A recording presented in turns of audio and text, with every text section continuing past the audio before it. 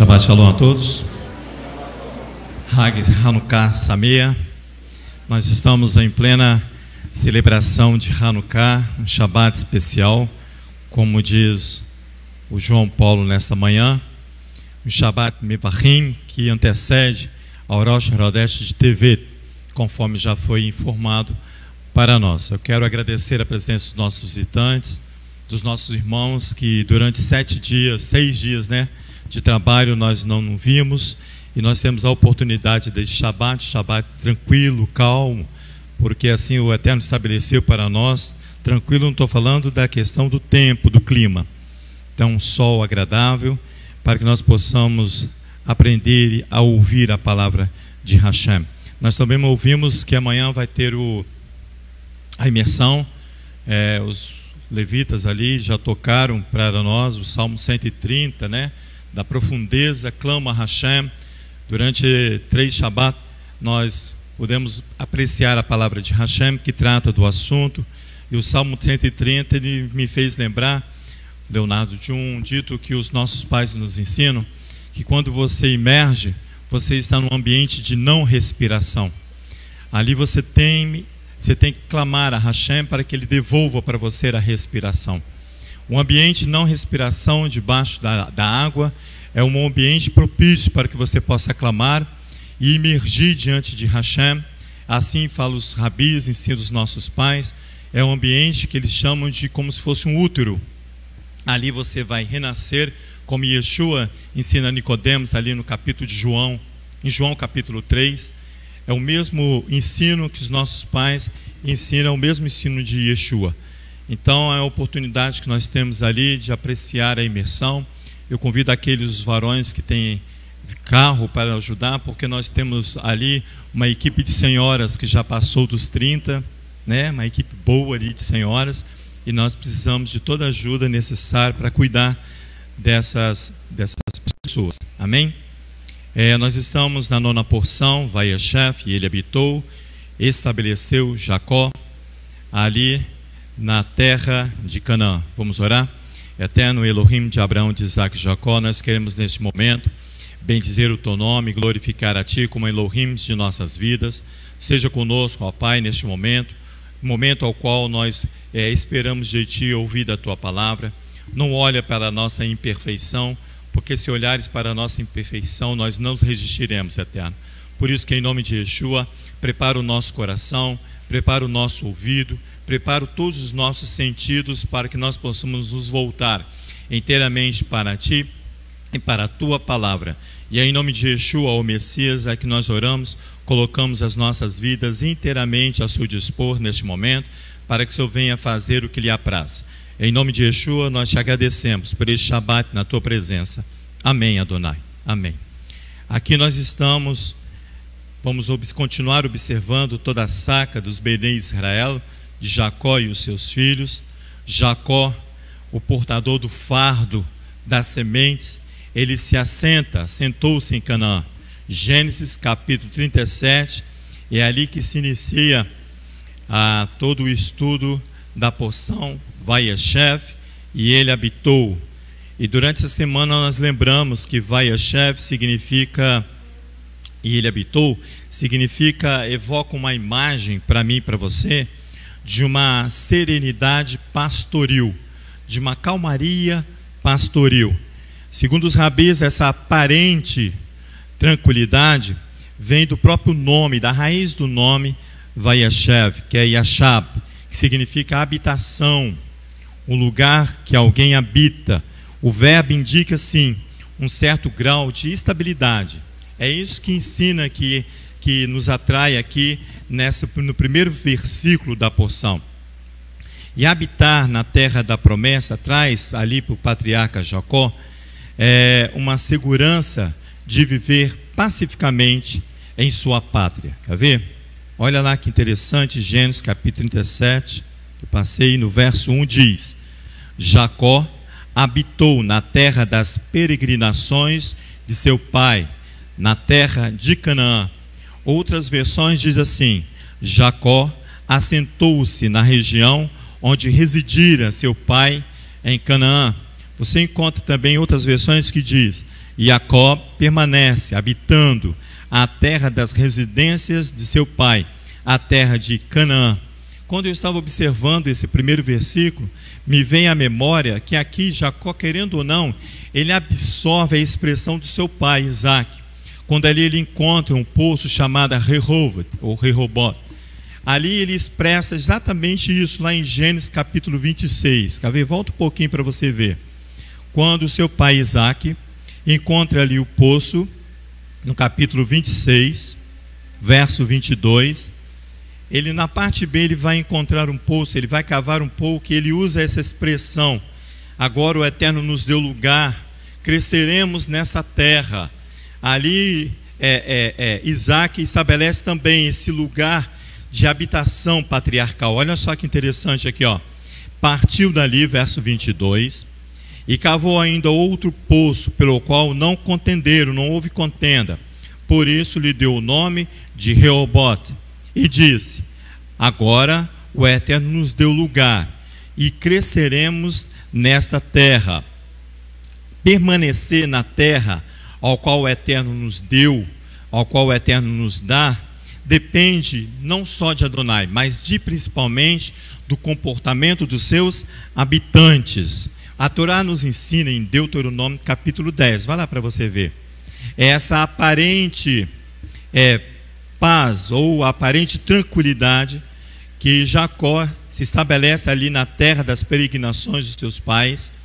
Segundo os nossos estudiosos da Torá, ensino que não depende só de Adonai, mas depende do homem, daquele que vai habitar, o habitante da terra. Deuteronômio capítulo 6, logo após os versos de Shemar Israel, você encontra ali, vai a partir do verso 10, diz assim, olha, Deuteronômio capítulo 6, verso 10: quando o Eterno, teu Elohim, te introduzir na terra que, sob juramento, prometeu a teus pais, a Abraão, a Isaac e a Jacó, que te daria grandes e boas cidades que não edificastes, casas cheias de bens que não enchestes, poços abertos que não cavastes, vinhas e olivais que não plantastes.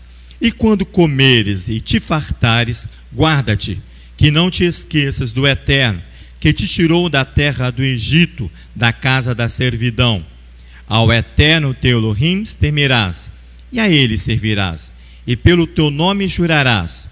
Não seguirá outros deuses, os deuses dos povos que estão ao teu redor, pois o Eterno teu Elohim é um Elohim zeloso no meio de ti, para que a ira do Eterno teu Elohim não te acenda contra ti e te destrua de sobre a face da terra, para que Elohim venha ali e te expulsa da terra. A própria terra vai expulsar seu morador se ele não estiver dentro do padrão estabelecido pelo próprio Eterno. Por isso que os rabis, e você e eu também entendemos, que aqui há uma aparência tranquilidade ali com os filhos de Jacó e seus filhos. Porém, a vocação de Israel aqui, irmãos, é ser lutador. Você lembra quando ali ele luta com o anjo? Semana passada nós vimos isso aí. Ele luta com o anjo. E ali na lutar com o anjo, Jacó, Adonai muda o nome de Jacó. Você e eu sabemos que a mudança de nome traz uma implicação muito importante para mim e para você. Ele vai mudar o nome de Jacó para Israel. Êxodo capítulo 32. Nós vimos isso semana passada, verso 22. Ali está a vocação de Jacó. Diz assim: Israel é ser lutador de El, na tradução. Isso significa Israel, servo, aquele que luta por Elohim. No hebraico é Ki saritá im Elohim, porque lutaste com Elohim.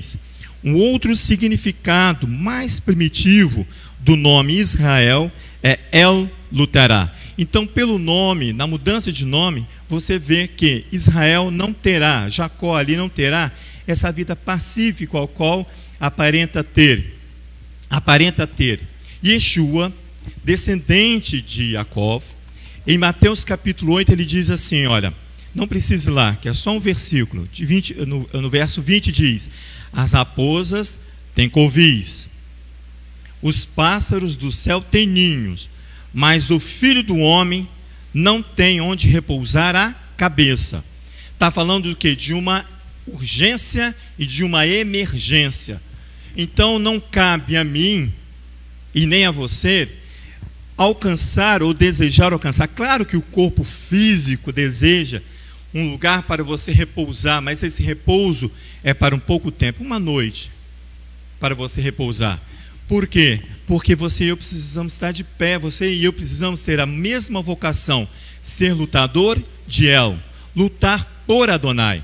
E Yeshua ensina isso ali em Mateus capítulo 8, verso 20, se você pegar todo o versículo, todo o capítulo ali, você vê Yeshua ensinando que eu e você precisamos ficar de pé, porque ele diz que ele, descendente legítimo, ele não tem onde repousar a cabeça. Então, essa aparência repouso ali de Jacó é só aparência mesmo, é só aparência. Este sedentarismo que você e eu vimos ali no primeiro versículo não está prescrito para a descendência de Abraão, de Isaac e de Jacó. Essa aparência, tranquilidade, deitar em berço esplêndido, não é prescrito para a descendência de Abraão, de Isaac e Jacó. Eu convido a você para ir no Salmista, capítulo 119. É uma introdução para que nós possamos adentrar a porção. O salmista, lá no capítulo 119, ele clama a Adonai, para que Adonai penetre na sua mente e anime a sua mente. Você entende o que é isso? Penetrar. Adonai, penetra na minha mente e anima a minha mente. Tira de mim o sedentarismo, diz os comentaristas. É lá no verso 124, perdão. A partir do verso 124, ele clama a Adonai, penetre e anime a sua mente. E ele vai conhecer a vontade do Eterno e ser um lutador com El. Isso é para mim e para você. Você precisa, e eu também, pedir que Adonai desperta em minha mente ser um lutador de El. Olha o verso 124, diz assim, eu vou ler em outra versão, você me acompanha. Age com o teu servidor segundo o teu bem querer, ensina-me as tuas leis. Ele clama a Hashem que ele precisa ser servidor, mas ele precisa servir de acordo com o padrão estabelecido por Adonai, segundo o bem querer de Adonai. Ensina-me as tuas leis, eu, 125, teu servidor, faz-me discernir, penetrai os teus testemunhos em mim, diz o texto. Ele está clamando aqui que não haja nele um sedentarismo. Esse sedentarismo aqui, irmãos, é mental. É um sedentarismo aqui, é mental, não só físico, mas mental. Sedentarismo mental já é conhecido, já identificado pela ciência, pelos médicos. É conhecido como demência digital pelos médicos.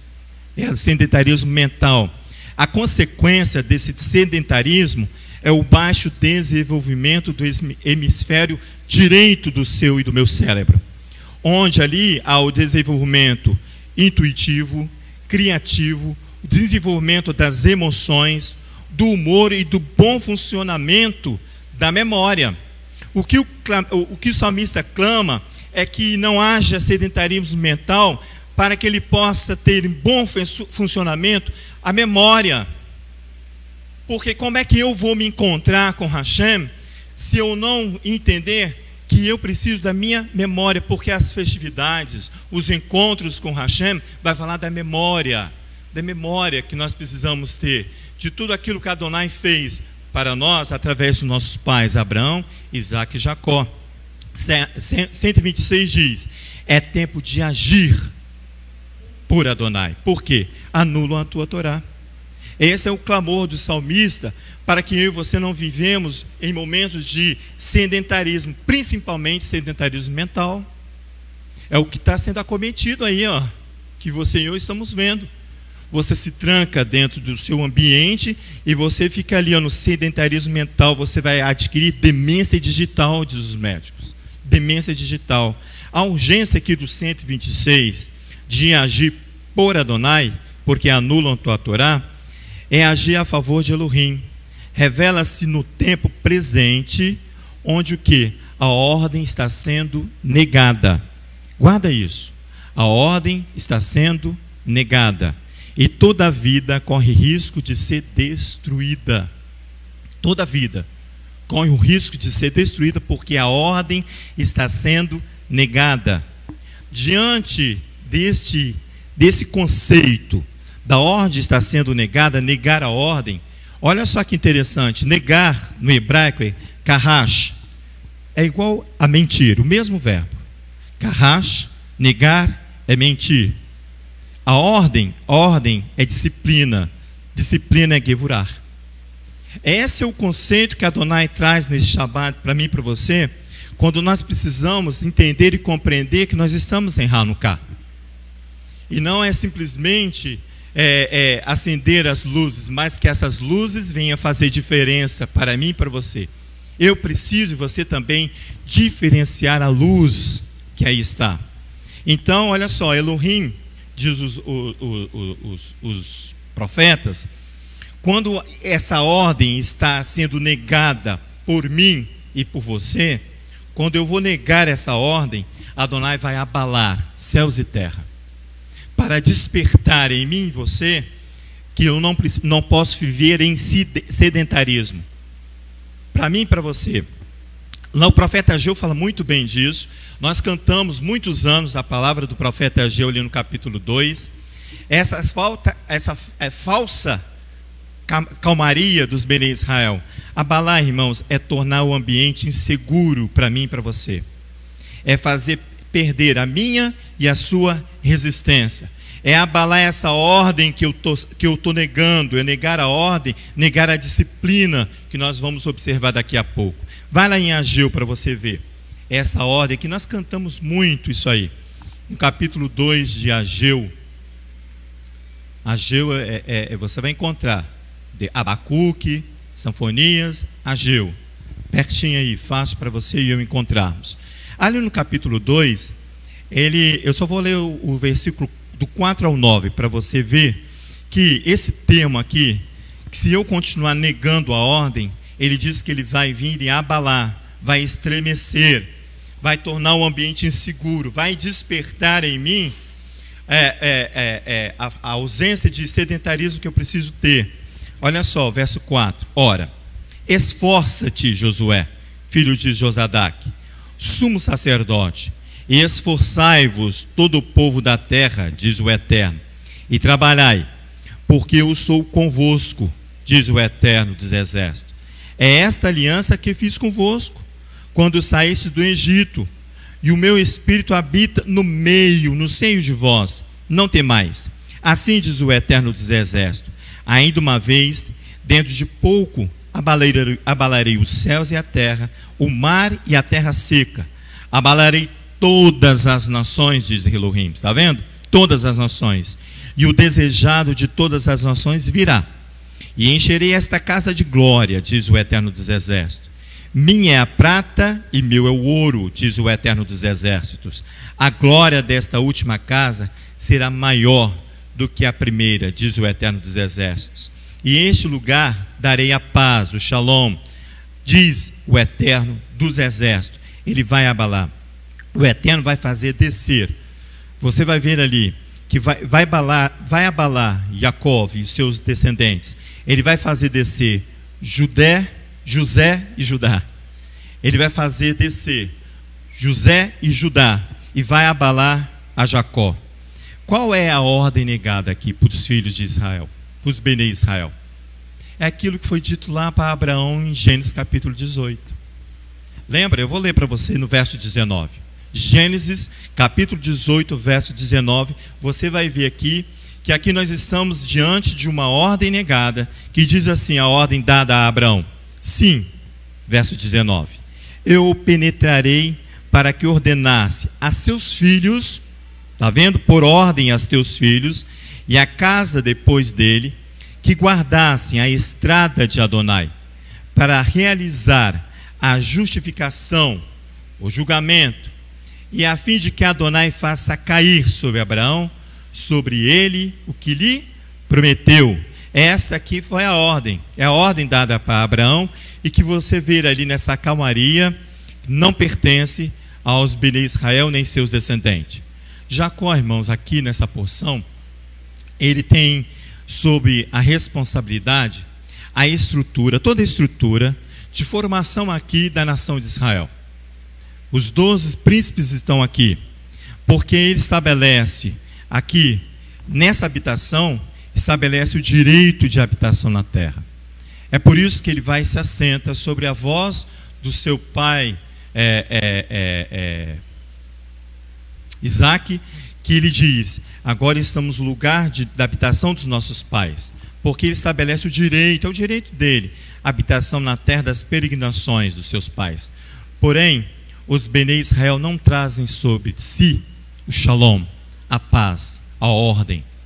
Eles não trazem, mas trazem sobre si o engano, o ódio, a inveja pelo seu irmão. Vai lá para você ver comigo em Gênesis capítulo 37. Volta à porção.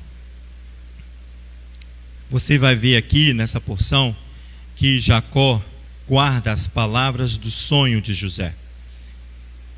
Gênesis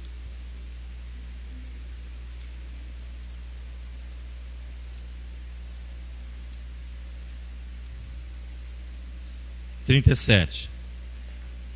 Olha o verso aí, 2 em diante. Esta é a história de Jacó. Essas são as gerações de Jacó. Sendo José de 17 anos, apacentava os rebanhos com seus irmãos. Sendo ainda jovem, andava com os filhos de Bila e com os filhos de Zilpa, mulheres de seu pai, e trazia as más notícias deles a seu pai. Israel amava José mais do que a todos os seus outros filhos, porque era filho da sua velhice, e faz-lhe uma túnica de várias cores. Ao verso 4. Vendo seus irmãos que seu pai o amava mais do que a todos, outros seus irmãos odiaram-no, e já não podiam falar com ele pacificamente. Não havia paz no relacionamento entre irmãos. Então, por isso que essa é uma paz aparente, porque não há paz. Olha só o verso 5. Ele diz assim: José teve um sonho e contou a seus irmãos, por isso o odiaram ainda mais. Está vendo? Pois lhes disse: ouvi, peço-vos, este sonho que tive. Estávamos atando feixes no campo, e eis que o meu feixe, se levantando-se, ficou de pé. E os vossos feixes o rodeavam e se inclinavam ao meu feixe. Então lhe disseram seus irmãos: tu deveras reinarás sobre nós, tu deveras terás domínio sobre nós. Por isso, tanto mais odiavam por causa dos seus sonhos. O sonho revelado por José provocava nos seus irmãos esse ódio. E das suas palavras, ao verso 9, teve ainda outro sonho, e contou aos seus irmãos, dizendo: tive outro sonho, e eis que o sol, a lua e as 11 estrelas se inclinavam perante mim. Quando o contou a seu pai e a seus irmãos, repreendeu seu pai, dizendo: que sonho é esse que tivestes? Viremos eu e tua mãe e teus irmãos a inclinarmos em terra perante ti? Seus irmãos, pois, o invejavam. Seu pai, porém, guardavam esse caso no coração.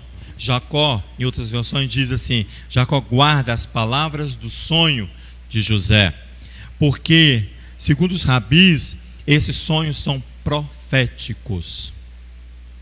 Presta atenção, são sonhos proféticos. Sonho profético torna-se verdadeiro quando a profecia vem de Adonai. Então, desta forma, os sonhos aqui é dito como real, verdadeiro, possui todas as chances de concretizar. Aí eu não aceito, porque está sendo dito a verdade. É a ordem invertida aqui, ó, que nós vamos cara a ordem que nós vamos acabar de conversar sobre isso. Então, por os rabis, e para você e para mim também, você já sabe que os sonhos de Jacó é profético. E ele vai atrair esse sentimento não favorável para José, porque os irmãos vão criar contendas com ele. porque os seus irmãos, segundo os rabis, já negavam a verdade, porque ele era o filho preferido aos olhos de Jacó. Então, o que vai ocorrer aqui é uma negação da verdade com os Bene Israel. É uma negação da verdade. Negar, como eu já havia falado antes, é carrash. Negar é carrash. E significa falhar, ser achado em mentira, enganar, ocultar pensamentos e emoções. Você lembra que nós demos a definição ali daquela demência digital? A demência digital, ela oculta emoções, ela oculta pensamentos. É isso aqui, ó. É você negar a verdade, tratar com falsidade. Em outras versões é kerash, que significa mentiroso. O Eterno aqui vai ressaltar a natureza não confiável de uma pessoa através desse verbo kerash, ou coisa, ou de um determinado relacionamento. É dito como não confiável. Os relacionamentos ali com José e seus irmãos, neste momento ali, eles não são confiáveis. Havia uma frissura ali no relacionamento por causa da palavra e dos sonhos proféticos de Jacó, de José. Para Adonai, quem assim pratica, kerash, quem nega a ordem, quem nega a verdade, para Adonai, ele comete delito. Delito é uma palavra jurídica, que significa qualquer ato que constitua uma infração, olha só, às leis estabelecidas. Ato considerado punível pelas leis, que rege uma sociedade, um clã, uma família. É um crime, é uma infração. Então aquele que nega a verdade comete delito. Para o Adonai é mais fácil ainda. Para ele é pecado. Aqui você e eu vimos um termo jurídico, mas para Adonai é muito fácil identificar. Ele dá o nome de pecado, porque pecado é a transgressão da lei. Pecado é a transgressão da Torá. 1 João ali, você vê ele falando sobre isso. Esse termo aqui, delito, pecado contra a transgressão, os rabis sempre traz à minha memória e à sua memória Levítico capítulo 6. Eles vão recorrer à Torá para ver que tipo de infração é essa quando eu e você negamos a verdade. Como eu e você negamos a ordem. Vai lá no Levítico, por favor, dentro ainda da Torá. Você vai ver isso. Levítico capítulo 6. Números. São situações de extremamente gravidade. Levítico capítulo 6. Os rabis falam que aqui é uma trapaça contra Adonai. Olha só. Disse o Eterno a Moisés: fala aos filhos de Israel, verso 1, e disse-lhes: se um homem ou uma mulher fizer um voto especial de Nazireu, não, eu estou em Números, perdão, é Levítico, perdão, tá? Capítulo 6, primeiro.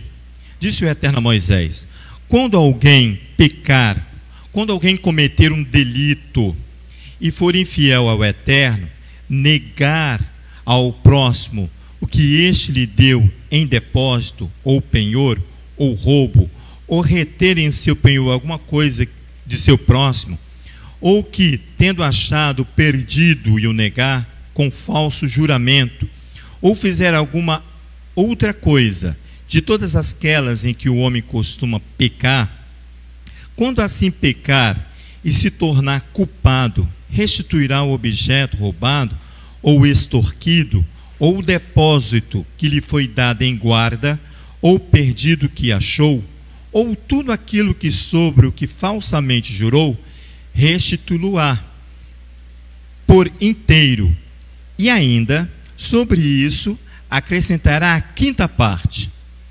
A quem pertence lhe dará no dia da sua oferta pela culpa, e por sua oferta pela culpa dará ao Eterno um carneiro sem defeito de um rebanho, conforme a tua avaliação, para a oferta pela culpa, o qual entregará ao sacerdote. Assim, o sacerdote fará por ele expiação diante do Eterno, e lhe será perdoada qualquer de todas as coisas que ele fez, pelo qual se tornou culpado. Os rabis ensinam, e Adonai também explica para mim e para você, que essa infidelidade nos relacionamentos é praticamente uma infidelidade com Adonai, porque comete delito, comete crime, você nega ao outro a ordem, você nega ao outro a justiça, você nega ao outro o restituir, você comete um delito. Para o Levítico, a condução do sacerdote, aqui você vê que o sacerdote vai conduzir isso tudo, é primordial para fazer o povo se movimentar com segurança. Aqui o sacerdote ele vai ser o intermediador entre o faltoso e aquele que vai receber a oferta. Ele aqui vai fazer o povo movimentar, sair da sua inércia, né? Para quê? Com segurança diante de Hashem. Ali o sacerdote vai tomar o lugar de aquele que vai dar direção para que toda essa movimentação seja ordenada. Você vai, no próprio Levítico mesmo, vira a página aí, por favor, vai lá no capítulo 10, para você ver. Capítulo 10, vira só a página do verso 9 ao verso 11, você vê essa ordem dada ali para o sacerdote. Ele vai ser aquele que vai fazer entrar e sair o povo diante de Adonai. Ele vai dar a ordem de entrada e saída. Ele precisa ensinar a verdade, para que o povo possa seguir conforme estabelecido o padrão Torá, o padrão dos profetas, o padrão de Yeshua, o Messias.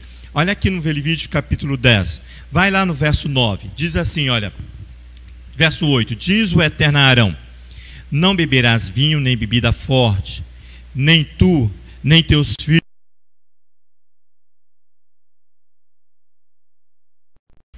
estatuto perpétuo será isso pelas vossas gerações. O sacerdote precisa adentrar a presença de Adonai e a sua mente precisa estar desperta, apta para discernir o que Adonai fala, para transmitir ao povo.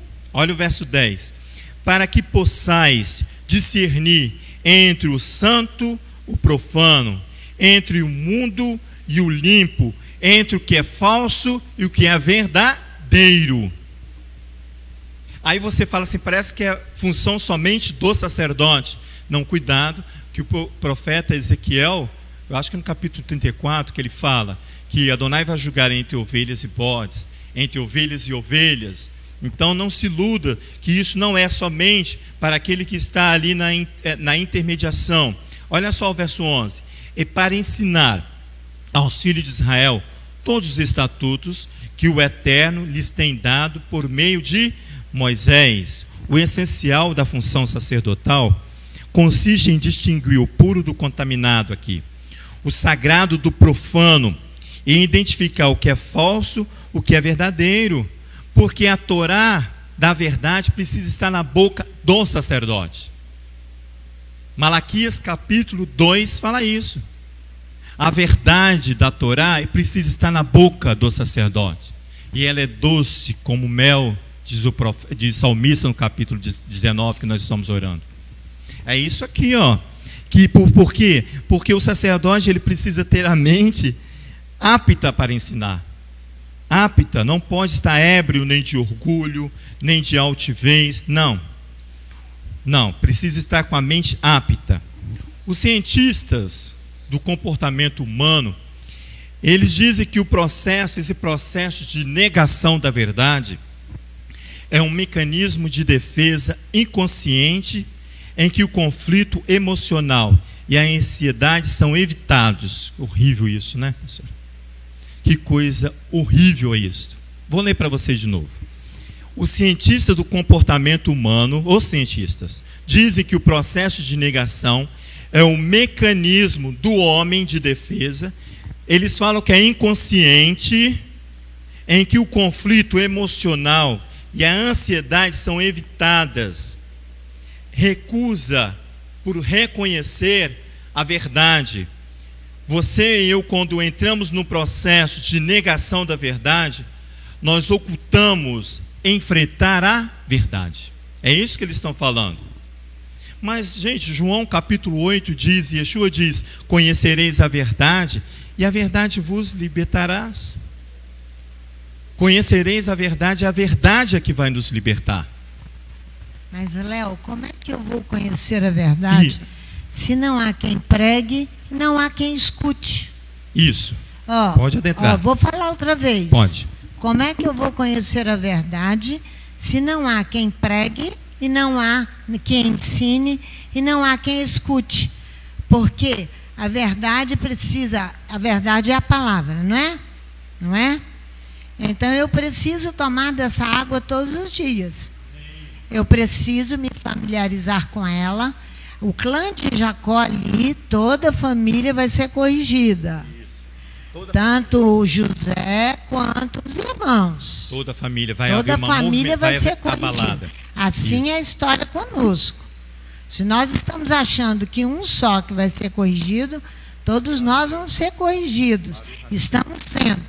Porque uns porque são negligentes, não querem ouvir, não querem andar e vir para sentar e ouvir quem vai ensinar.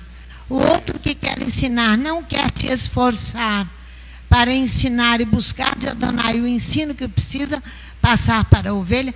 Todo esse sedentarismo que você está falando não é próprio de pastores nômades, não. Porque nós não temos... Nômades.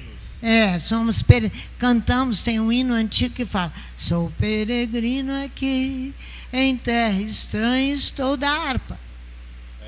Mas o sedentarismo parou aí, atingiu a mente, principalmente em períodos de Covid.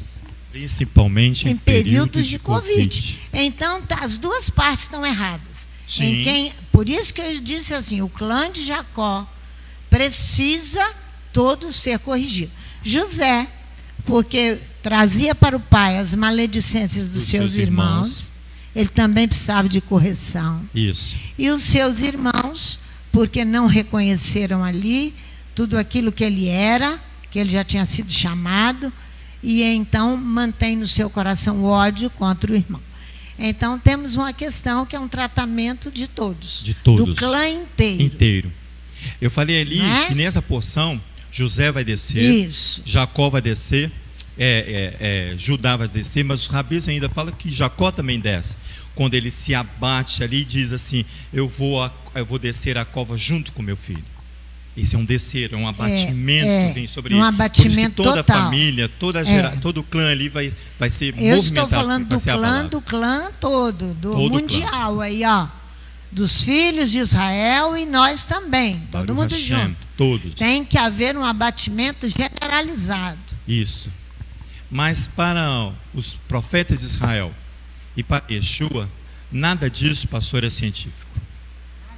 Nada disso é científico. Os cientistas conceituam, e a gente aproveita para você fazer a comparação do conhecimento humano, mas para os profetas de Israel e para Yeshua, nada disso aqui é científico, é fato real.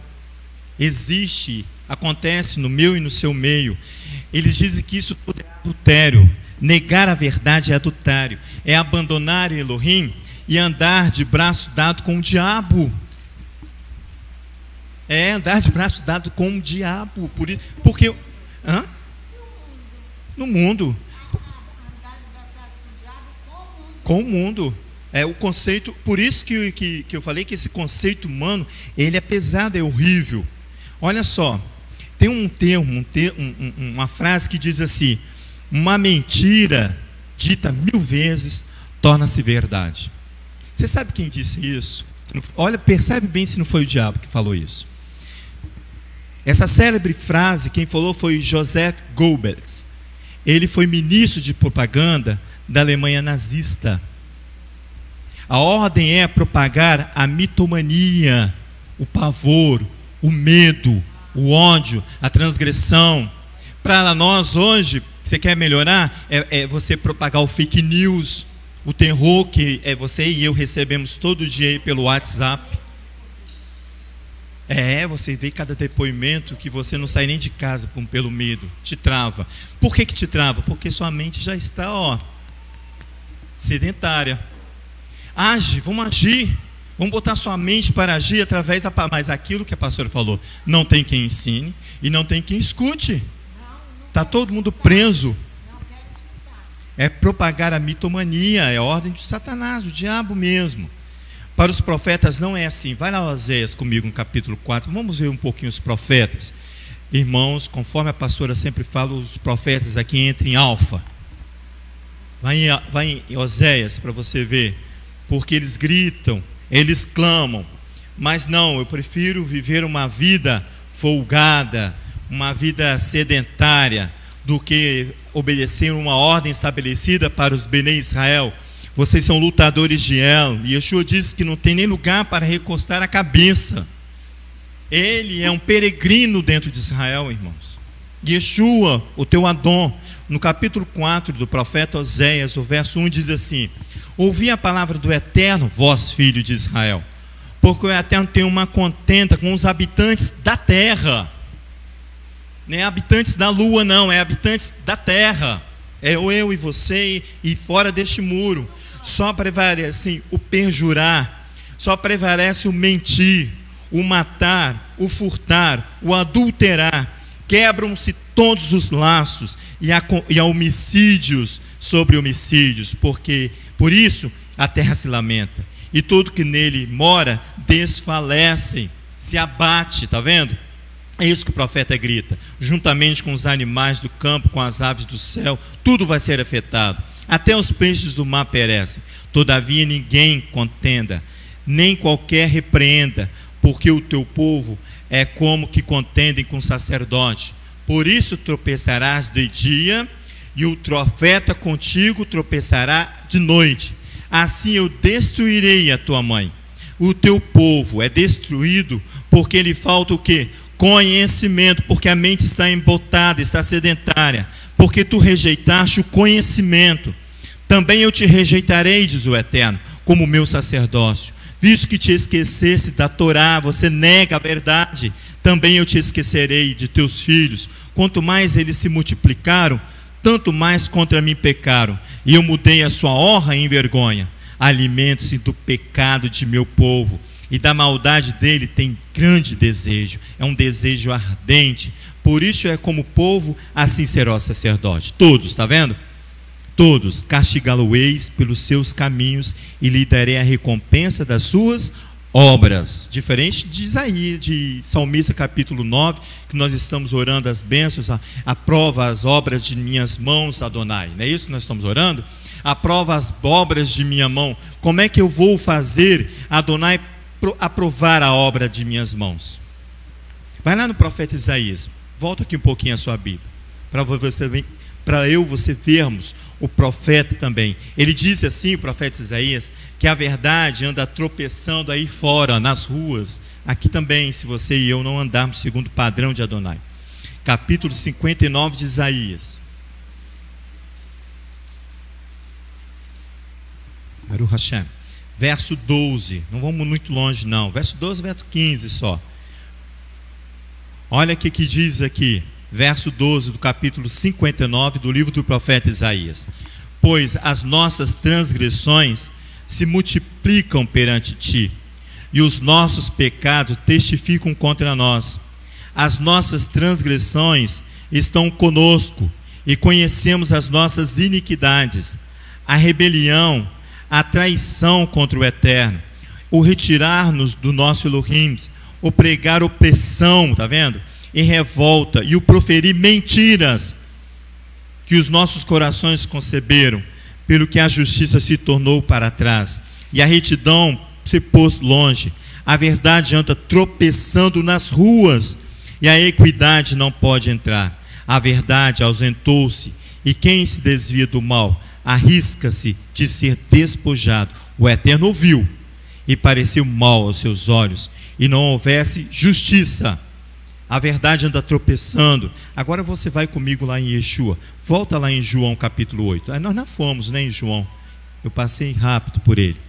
Vai lá, por favor. Olha, esqueceram o celular ligado.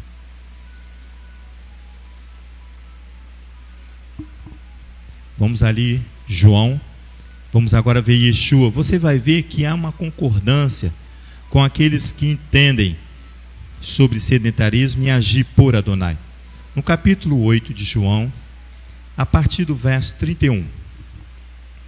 Yeshua diz aqui que ele é o libertador. Yeshua ele diz que se nós fôssemos filhos de Abraão, nós praticaríamos as obras de Abraão.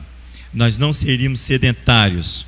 Nós teríamos que ordenar e praticar a justiça. Olha o que ele fala aqui, ó. Fala para mim e para você, ó, capítulo 8, verso 31. Disse Yeshua aos judeus que criam nele: se permanecerdes no meu ensino, lembra que a pastora falou que não tem quem ensine porque não tem quem ouve, ou vice-versa, aqui, ó, e não querem ouvir. Se permanecerdes no meu ensino, é o Adon Yeshua falando, verdadeiramente sereis meus discípulos. Então conhecereis a verdade, e a verdade vos libertará. Está vendo? Não é psicólogo, desculpa os psicólogos, não é outros cientistas do comportamentos humanos, é a palavra que diz, e Yeshua diz aqui, ó, ao verso 32, responderam eles: somos descendentes de Abraão. Ó a garantia, Leonardo, de repousar na terra das peregrinações dos nossos pais. Olha a garantia. Ora, somos descendentes de Abraão e jamais fomos escravos de ninguém. Como é que dizes que seremos livres? Negaram a verdade.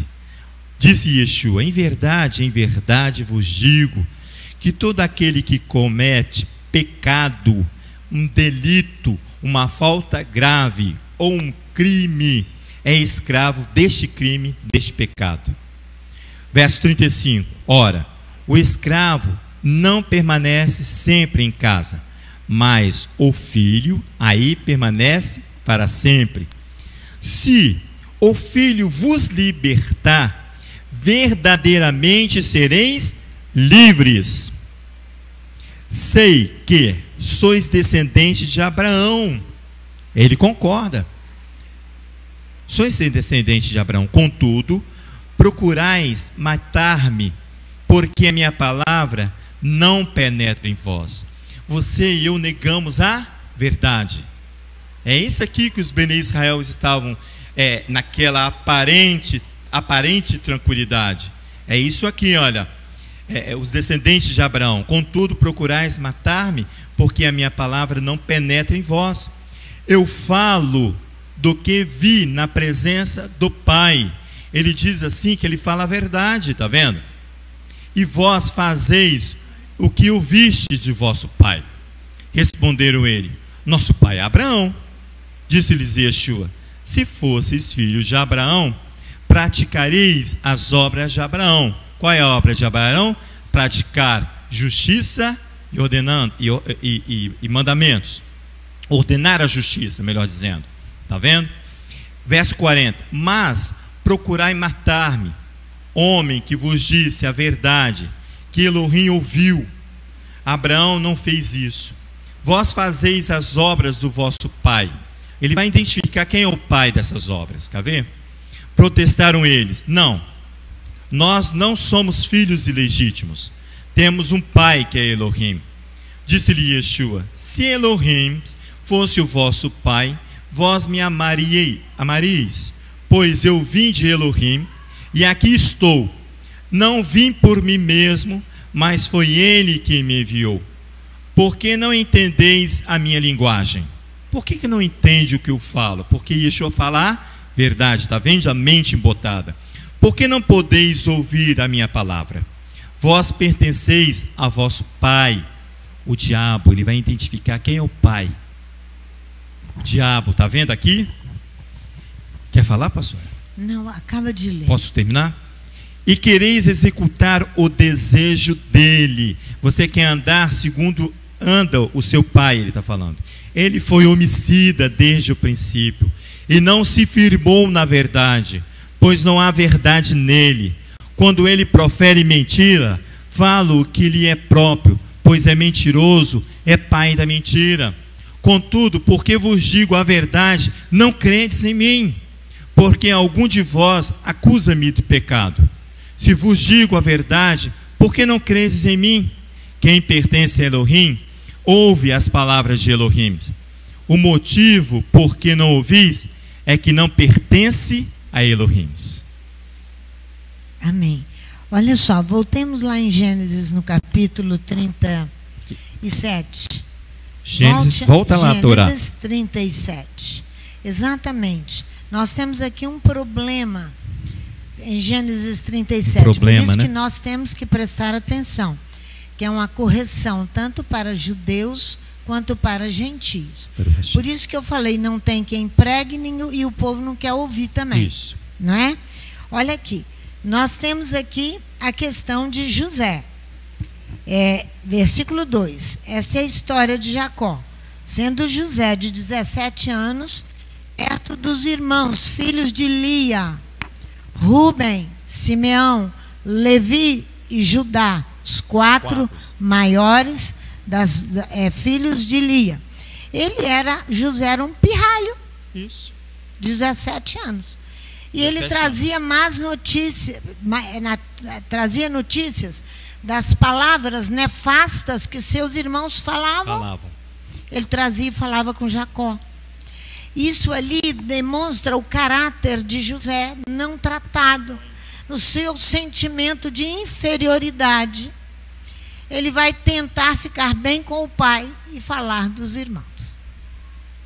Olha bem, sentimento de inferioridade que está acontecendo aqui. Por isso que eu estou falando. Há uma questão de ambos os lados, com todo o clã. Há um tratamento com todo o clã. Então, os outros se sentem, nós somos os mais velhos, os filhos de Lia. Olha aqui, ó. Israel amava a José, versículo 3, mais do que a todos seus outros filhos, porque era filho da sua velhice. E fez-lhe uma túnica de várias cores. Ó, pensa só. Vendo seus irmãos que o seu pai o amava mais do que a todos os outros seus irmãos, odiaram-no. Eles tinham direito de odiar? Não tinham direito de odiar. Eles vão planejar agora o crime contra José. Porque eles sentem, o que está fazendo no meio de nós esse pirralho? Amado pelo pai. E, gente, isso aqui é o protótipo de Yeshua HaMashiach. Jesus o Messias, que vem muito tempo depois, com toda a casa de Abraão construída. Mas ele foi profetizado e anunciado desde o princípio.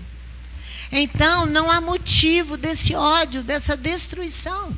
Mas há um motivo de um reconhecimento e de uma escolha. Então, a confusão está armada. Adonai vai corrigir as duas partes. Tanto a comunidade que se diz comunidade de Yeshua e os judeus, os hebreus. Ambas as partes. Nós estamos no tempo do fim. Isso. Para a correção das duas partes. Não é isso aí? Isso. O clã todo está debaixo do juízo de Adonai.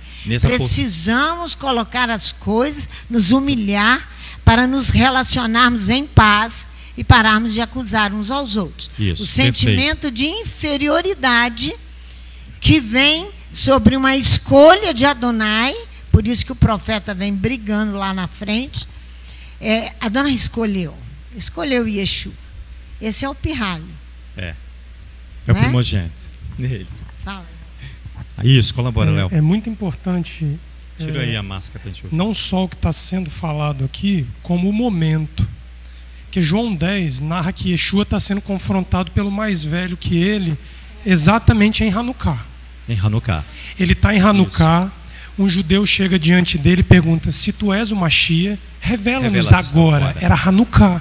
Isso. Hanukkah é o momento que o povo judeu confronta todo e qualquer sistema que tenta se levantar contra o sistema da Torá. A ordem ali havia uma dúvida. Você que é um novo rabi sobre a terra, que vem da Galileia, de um lugar onde nada de bom existe, coisa boa da Galileia, você se anuncia Mashiach, quando ele diz assim, eu já vou-lo anunciei, mas vós não crerdes. Ele já os confronta com o próprio sentimento que havia obscuro dentro dos seus corações. E aí eles querem pegar em pedras para matá-lo. É esse ódio mal resolvido, essa relação que ecoou em Hanukkah, em João 10, quando Yeshua diz, eu e o Pai somos um. Tu estás se proclamando Elohim sobre nós, blasfêmia. Ele diz, não, a tua palavra diz, vós sois Elohim. Então ele confronta com a própria Torá, mas não deixando o respeito de filho mais novo dentro de uma cronologia de momento, mesmo sendo ele o filho mais velho, porque no princípio a luz estava com Elohim, a luz foi formada por Elohim, a luz criou todas as coisas por meio de Elohim. Mesmo sendo ele o irmão mais velho, ele se põe na posição de irmão mais novo e responde à altura para que aquele judeu soubesse em Hanukkah que ele era o irmão mais velho. José ali, pela sua envergadura cronológica, era o irmão mais novo, é o que a pastora está falando, mas na sua envergadura espiritual ele se tornaria o irmão mais velho, porque ele se torna mais sábio, ele se torna mais elevado espiritualmente que os outros. Exatamente. E Yeshua ali, ele não entra nesse problema de alma, de sedentarismo, porque isso é uma rede. O Eterno nos disse que muitas vezes nós criamos redes de confortos para nós. Isso, e nós, quando caímos nela, nós vivemos em impiedade. Amém. Porque quando nós estamos nesta comodidade, nós não vamos conseguir fazer esses questionamentos, não. Nós não vamos olhar para Yeshua em Hanukkah, era inverno em Jerusalém. Aí nós vamos ficar com a historinha de Yeshua subindo no pórtico de Hanukkah. Não. O dia de hoje requer uma pergunta. Tu és o Mashiach? A resposta para nós precisa ser clara, como uma pergunta. Sim, tu e o Pai são. Nós precisamos reconhecer isso hoje em Hanukkah.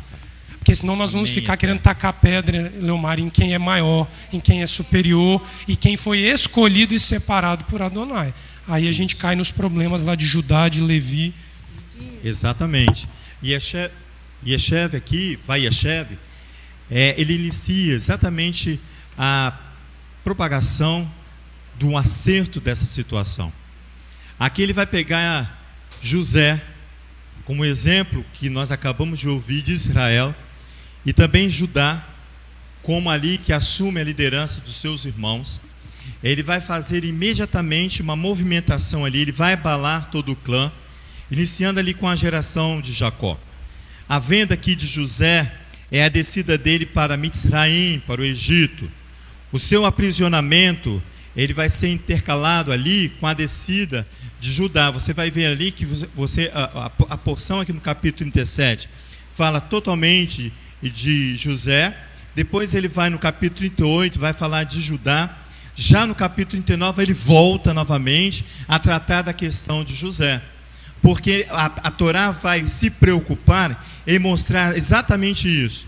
Tanto a correção e a disciplina, que é Gevurá, vai cair sobre a vida de José, como vai cair sobre a vida dos seus irmãos.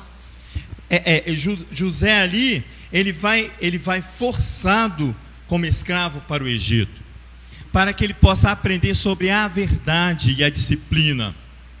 Sobre a verdade e a disciplina. Já os seus irmãos, eles vão ter que aprender sobre justiça e julgamento.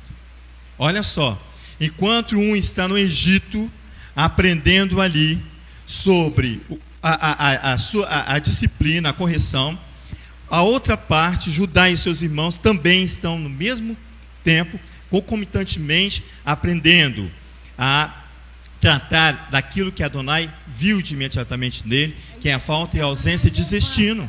E daquele o qual Adonai ergue. Ergue, você precisa, precisamos reconhecer isso. De quem Adonai ergue, de quem Adonai põe as palavras na sua boca. É isso e não agitar uma contenda, e não agitar um princípio de afastamento.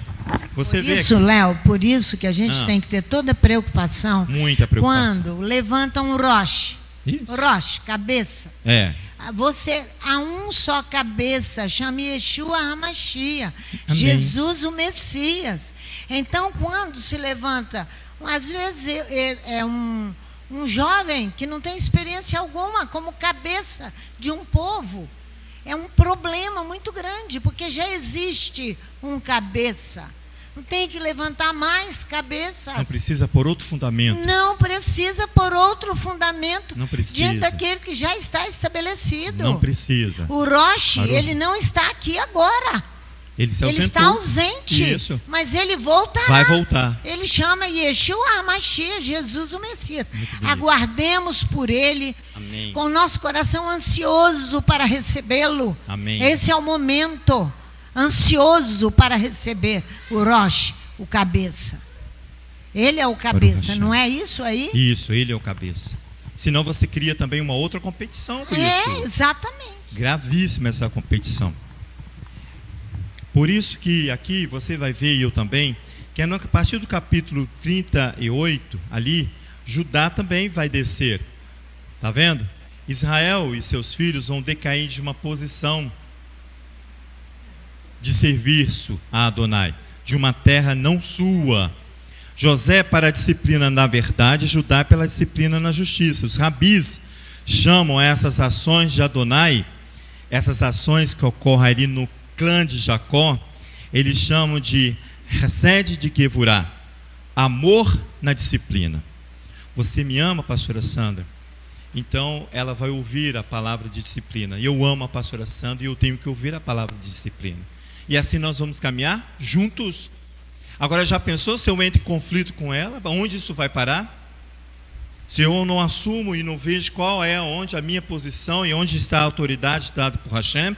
Então os rabis já defendem que Hesed Gevurah é o amor na disciplina. Ocorre lá em Deuteronômio capítulo 8. Você reconhece quem é o escolhido por Israel. Diz assim, precisa ir lá não que eu vou ler. Deuteronômio capítulo 8, verso 5 e 6 diz: Tu penetraste no teu coração, sim, Adonai. Tu corrige como um homem corrige seu filho. Guarde as ordens, guarde os mandamentos do Eterno teu Elohim, para ir por tuas estradas, para estremecer diante dele. Aqui o termo é decair. Por isso que é Hesed Gevurah. Ele vai tratar o homem com amor, mas corrigindo, para que tanto José quanto os seus irmãos possam receber a disciplina, não para promover mais ódio, mas sim se aproximar mais de Adonai. Você vai ver isso na próxima paraxá, quando os irmãos vão se aproximar ali de José. Você vai e eu também. Decair aqui, tanto para José quanto para Judá, é descer a um estado inferior ao qual ele se apresentava.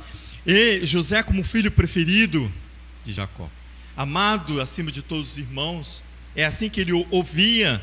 Ele vai ter que descer dessa posição e servir. Servir ao que? A um homem do mundo, do Egito. Ser subserviente a eles. Da mesma forma, seus irmãos, essa movimentação, apesar de apresentar um conceito que parece aos meus e aos seus olhos depreciativo, parece não favorável, né? Para mim e para você, mas tem um princípio ativo na Gevurah, na disciplina de Adonai. Essa movimentação prova que o descer do homem conceitua-se como o termo Yarad, descer, significa abandonar o local de prestígio que você acha que você tem. Que você acha que você tem. Você está sem óculos? Salmo 51, Davi fala, né? Exatamente, ele reconhece por causa da sua condição pecaminosa diante do crime que ele cometeu. Ali foi uma exposição, ele cometeu ali um delito quando ele coloca o marido de Betseba na frente de linha ali do exército de Israel para morrer. O sentido figurado, né, irmãos? Você e eu precisamos nos humilhar e deixar esse prestígio que eu e você achamos que temos. Descer ao Egito compara-se em deixar a terra da promessa, do sossego, da habitação, da segurança, e habitar no meio de pessoas que estão fora da aliança, que estão em ruínas, diz o profeta Amós. Capítulo 2, vamos lá para você ver. Você e eu descermos a uma condição que você e eu achamos que temos. Nós não podemos ir em tal lugar porque nós somos filhos de Abraão. Nós não podemos ir em tal lugar porque nós somos descendentes de Judá. Nós não podemos ir porque nós somos filhos de Israel. Não. Você vai ter que se humilhar, descer, deixar a terra da sua habitação segura, para ir você ir no meio das pessoas que estão em ruínas, que estão morrendo, que aí está anunciando para mim e para você, não é isso? Amós capítulo 2, eu não achei Amós ainda, peraí.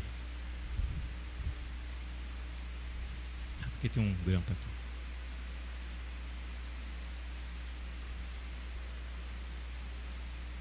Capítulo 2. Olha o verso 6 ali do capítulo 2, por favor.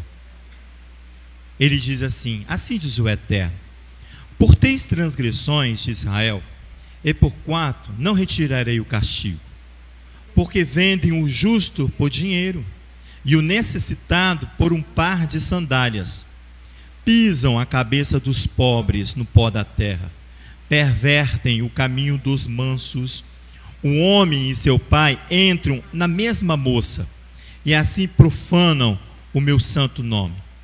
Deitam-se junto ao qualquer altar sobre roupas empenhadas, e na casa dos seus deuses bebem o vinho dos que foram multados. Eu destruí os amorreus diante deles, não obstante sua altura ser como a dos cedros, e sua força como a dos carvalhos. Eu destruí o fruto por cima, e as suas raízes por baixo.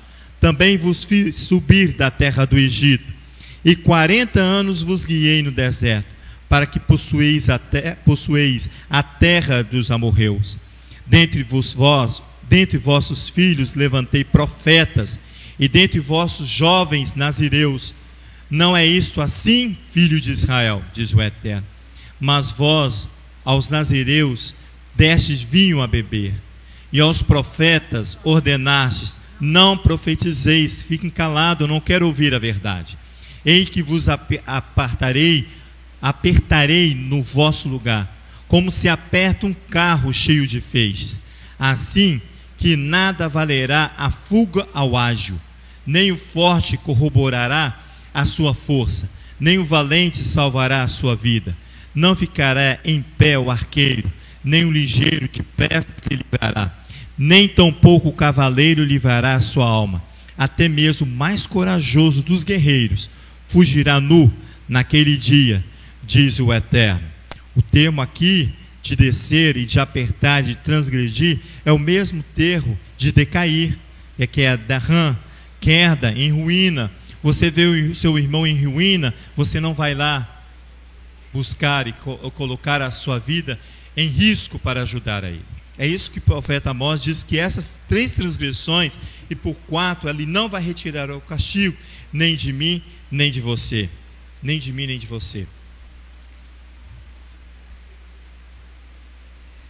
É interessante que os rabis, nessa condição, eles ensinam que quando eu me peço, pastora Léo, Ulisses, quando eu peço um irmão de se erguer, quando eu caio e não tem quem me levante, quando eu não quero ouvir a voz de Adonai, quando eu nego a ordem estabelecida, quando eu nego aquele que está acima de mim, colocado por Hashem, ele diz que você e eu